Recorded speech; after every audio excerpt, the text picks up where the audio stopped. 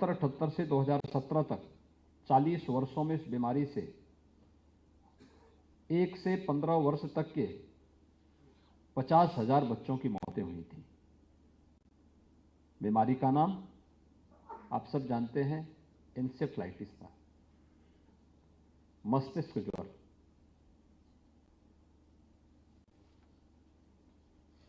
भारत के अंदर वैक्सीन 2005 में आया,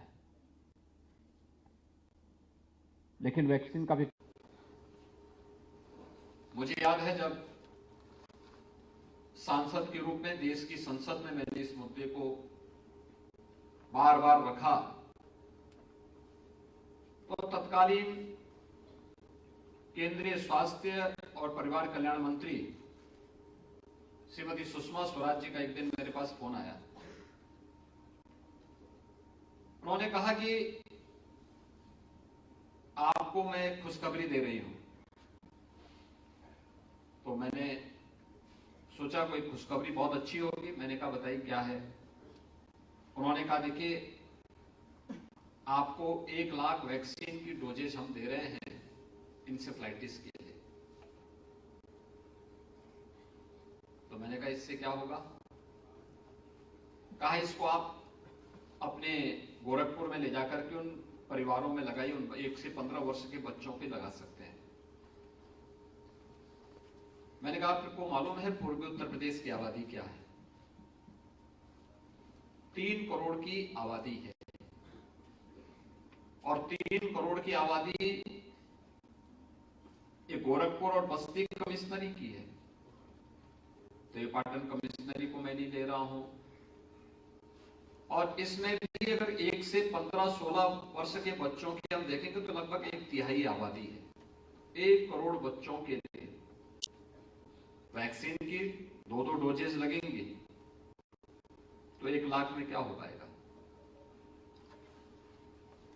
उन्होंने कहा कि पहले तो उन्होंने कहा कि इतने बड़े उसको आप क्यों देखना चाहते हैं, आप केवल गोरखपुर के लिए देखिए। और मैंने कहा तब भी, क्योंकि पेशेंट तो सब गोरखपुर ही आएंगे, मौतें भी गोरखपुर में होंगी,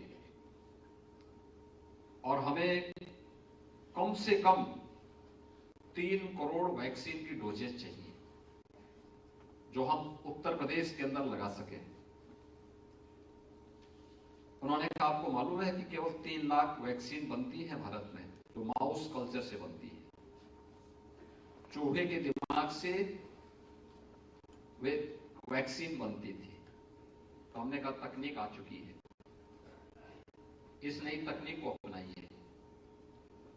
वनस्पतियों से आप वैक्सीन बनाने की नई पद्धति को आगे बढ़ाइए।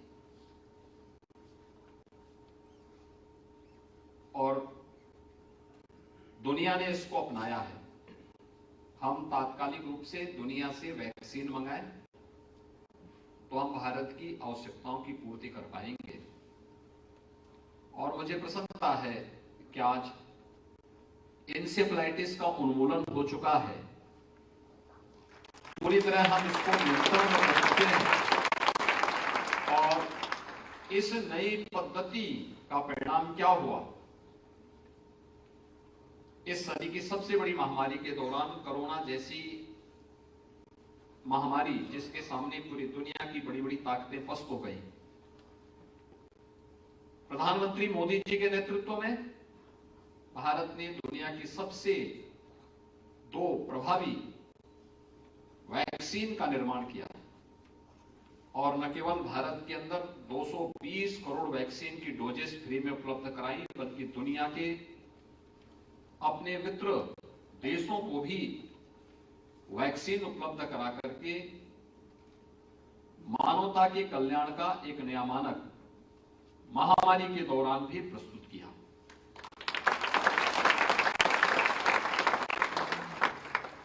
आप एक चीज देखते होंगे, आप में से चाहे हम गांव में रहते हो, शहर में रहते हो, हमें से हर व्यक्ति एक बात देखता है, हर जीव हो, जंतु हो, मनुष्य उसमें सर्वश्रेष्ठ ईश्वर की कृति मानी गई है। अपने स्वास्थ्य के लिए स्वयं अपनी आवश्यकताओं के अनुरूप औषधि ढूंढना उसका एक नेचुरल गुण रहा है, एक प्राकृतिक गुण रहा है। आप कभी देखिए, अनुभव करिए जीव और जंतुओं के लिए। गाय, उसका पेट खराब होता है तो मिट्टी चाटती है, दीवारों को चाटती है। उसके मुंह पे अगर छाले पड़ जाते हैं, स्वाभाविक रूप से उसका कोई दवा तो करता नहीं है, तो वह दीवार को चाटने लगती है, मिट्टी चाटती है, क्योंकि उस पे उसको नमकीन चीजें दिखती है, तो उसको चाट करके अपना उसका उपचार और ढूंढती है।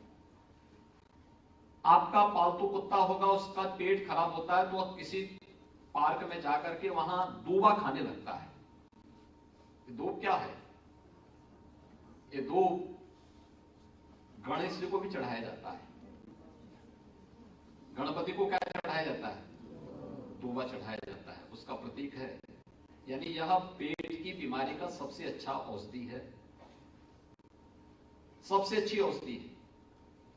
और गणपति का पेट बड़ा होता है ना, तो उसका उपचार के लिए क्या है? दूबा उसका सबसे अच्छा उपचार है। और वैसे ही आप देखते होंगे, अगर कुत्ते का पेट खराब होता है तो कहां जाता है?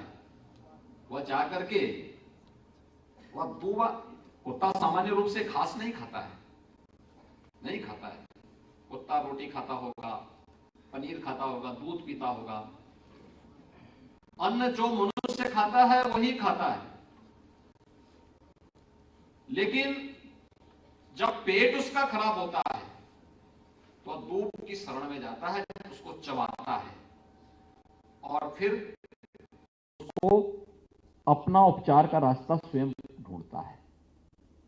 ऐसे ही यह नेशनल संगोष्ठी हम सबको इस बात के लिए प्रेरित कर रही है कि अब समय आ गया है कि जो ट्रेडिशनल हमारी मेडिसिन की पद्धति थी, वह भारत की देन थी दुनिया के अंदर प्राचीन काल से ही। यानी मैंने कहा ना, तुम हर जीव और जंतु की अपनी एक नेचुरल आदत होती है, अपना उपचार का रास्ता वो स्वयं निकालता है। इस पर प्रारंभिक रूप से कार्य हुआ था भारत के अंदर, प्राचीन गुरुकुलों के अंदर। हमारी ऋषि मुनियों ने इसी पद्धति को धीरे धीरे करके विकसित करके उसके अनुसार फिर उस समय की आवश्यकता के अनुरूप उन्होंने इक्विपमेंट भी बनाए। उसके अनुसार फिर वही इक्विपमेंट धीरे धीरे करके आगे लैब के रूप में आगे बढ़ती गई। आज की आधुनिकतम लैब भी बनी। इस कार्यक्रम में आने के पहले मैंने यहाँ पे महायोगी गोरखनाथ विश्वविद्यालय की नर्सिंग कॉलेज की एक सिमुलेशन लैब को देखा, एकदम आधुनिकतम लैब, एडिशन कंपनी के द्वारा बनाई गई वो लैब। कैसे हम तकनीक का उपयोग करके आज की दुनिया में लोगों को सिखाने का, बच्चों को सिखाने का एक नया माध्यम दे सकते हैं, प्रशिक्षण का एक बेहतरीन माध्यम दे सकते हैं। ये नई चीजें होती है। लेकिन स्वाभाविक रूप से हम लोगों का दायित्व क्या है? संस्थानों का दायित्व क्या बनता है? और इसमें केवल एक विभाग नहीं है, यानी अनेक विभागों ने मिलकर के इस कार्यक्रम के साथ अपनी सहभागिता की है और अपनी सहभागिता के माध्यम से वे लोग इस राष्ट्रीय संगोष्ठी को सफल बना रहे हैं। जो डेलीगेट्स आए हैं वे भी केवल फार्मेसी के हैं ऐसा नहीं होंगे, बायोकेमिस्ट्री के भी होंगे, माइक्रोबायोलॉजी के भी होंगे, नर्सिंग के भी होंगे, एग्रीकल्चर और आयुर्वेद के भी होंगे। अलग अलग फील्ड से जुड़े हुए लोग होंगे, रुचि भी अलग अलग होगी, और वे सभी लोग मिलकर के जब एक बेहतर समन्वय के माध्यम से आगे बढ़ेंगे, उसके परिणाम भी सामने आएंगे। हमारे यहां सबसे बड़ी समस्या क्या है? हम में आपस में समन्वय नहीं होता, जबकि हम सब एक बात को जानते हैं कि मंजिल तो एक ही होती है। तो व्यक्ति कुछ कंफ्यूज रहता है पता नहीं क्या होगा। जो अपने रास्ते पे आगे बढ़ते हुए उस मंजिल तक पहुंचता हो तो पहुंच ही जाता है, लेकिन जो कंफ्यूज रहता है वो आधे में जाके फिर वापस आता है, फिर उसी चौराहे पे आके फिर कहते हैं यार अब मैं इसमें गया था, अब दूसरे रास्ते पे चलता हूं। फिर उसमें भी आधा चलता है, फिर वापस आता है, वो भटकता रहता है। लेकिन अगर हमने बेहतर समन्वय किया तो समन्वय का परिणाम क्या होगा कि हम समय से बिना किसी कंफ्यूजन के उस मंजिल पे पहुंच सकते हैं और उसके माध्यम से न केवल अपने शोध को आगे बढ़ा सकते हैं बल्कि मानव कल्याण के लिए बेहतरीन माध्यम भी, एक बेहतरीन चीज भी हम उन्हें दे सकते हैं, बेहतरीन दे सकते हैं। और इस दिशा में जो मैं आपको बता रहा हूं वह है इंसेफ्लाइटिस के उन्मूलन के लिए उत्तर प्रदेश में अब क्या होना है, क्योंकि बीमारी तो 1977 में आई थी। मैं सांसद बना 1998 में, तब तक बीमारी को लगभग 21 साल हो चुके थे और बीमारी के 21 साल होने के बाद लोग मर रहे थे। एक सांसद के रूप में मैं मेडिकल कॉलेज का विजिट करता था, डिस्ट्रिक्ट हॉस्पिटल में जाता था, अन्य जगहों का दौरा करता था, भारत सरकार के संज्ञान में, राज्य सरकार के संज्ञान में इन बातों को रखता था, मुद्दों को उठाता था, सड़कों पे आंदोलन भी कर लेता था। लेकिन जब दायित्व तो मेरे ऊपर ही आ गया तो अब केवल उपचार से काम नहीं चलेगा, अब इस बीमारी का उन्मूलन करना है, समाप्त करना है बीमारी को। इसके लिए क्या हो सकता है?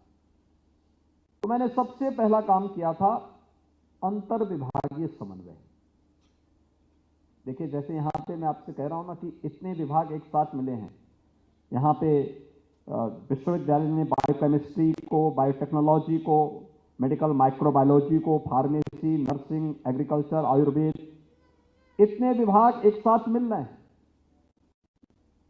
हमने इंसेफ्लाइटिस उन्मूलन के लिए भी और उत्तर प्रदेश में कोरोना को नियंत्रण करने के लिए भी हम लोगों ने अंतर विभागीय समन्वय की टीम बनाई थी।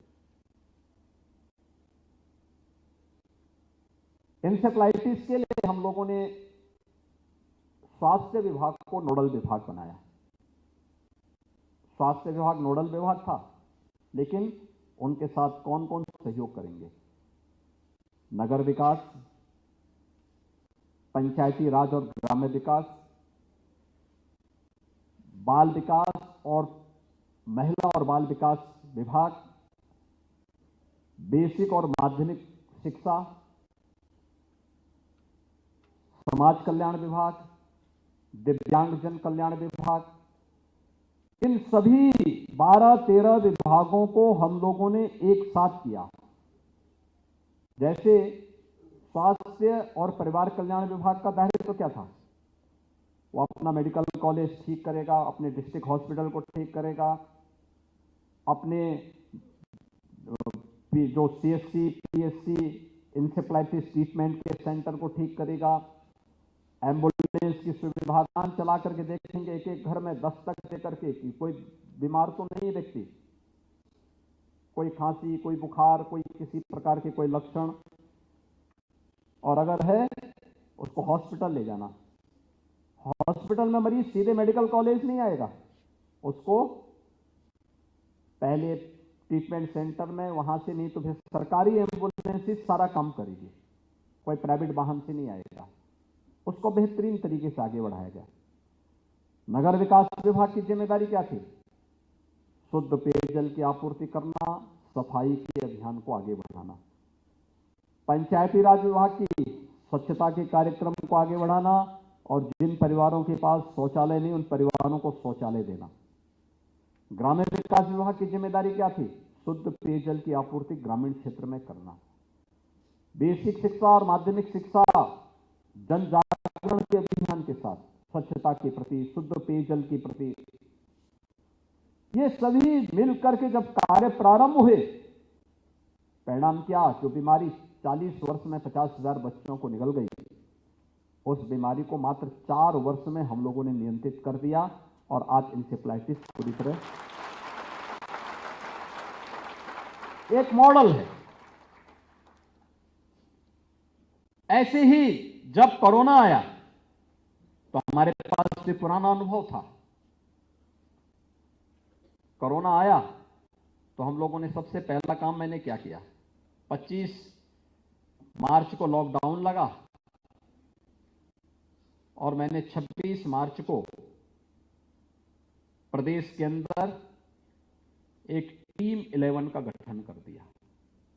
टीम 11 का मतलब अलग अलग विभाग के अपर मुख्य सचिव और प्रमुख सचिवों की एक टीम बना करके, और मैंने उनको कह दिया, मैंने कभी आपका काम है, आप बाहर निकल नहीं पाएंगे, टेक्नोलॉजी का उपयोग करके अपने विभाग को जितना सक्रिय कर सकते हैं अंदर अंदर सक्रिय करके, और वह प्रदेश की आवश्यकताओं के लिए कार्य करेगा।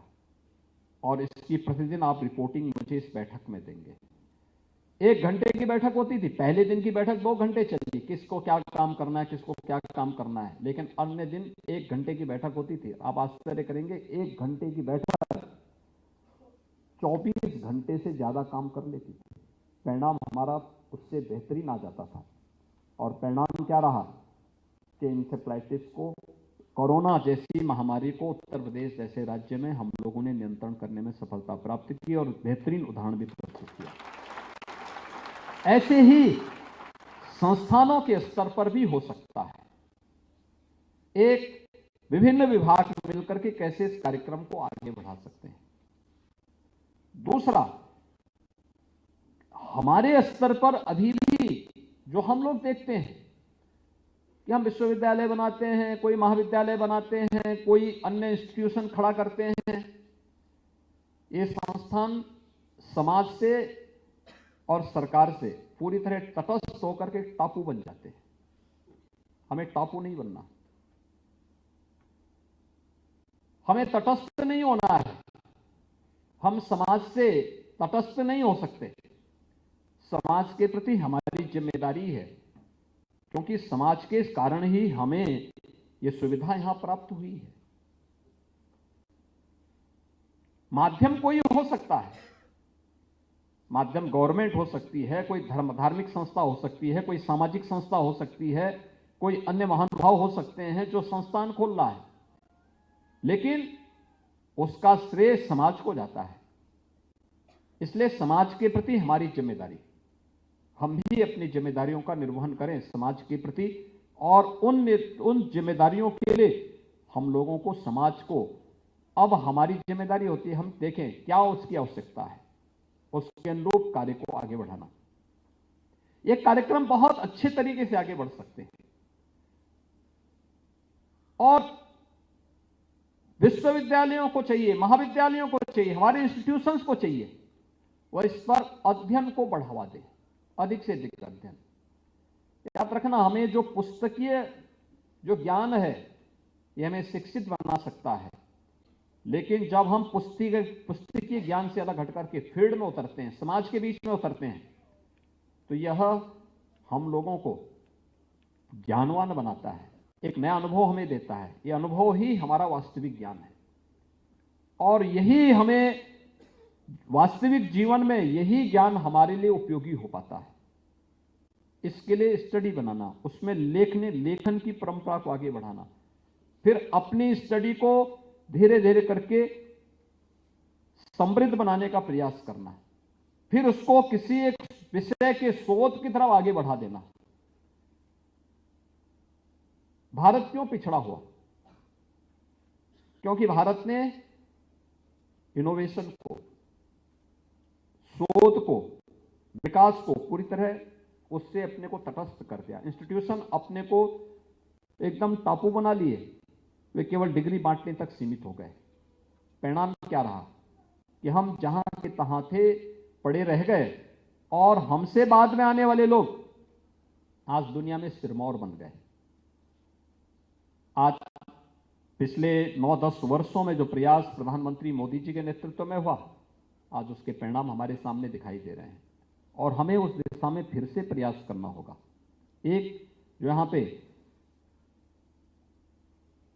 डॉक्टर श्री सतीश रेड्डी जी ने जो बात कही, कार्य कोई भी करे, स्टडी हो, कोई रिसर्च हो, या कोई डेवलपमेंट से जुड़ा हुआ कोई भी अन्य मुद्दा है, वह क्वालिटी पे फोकस होना चाहिए।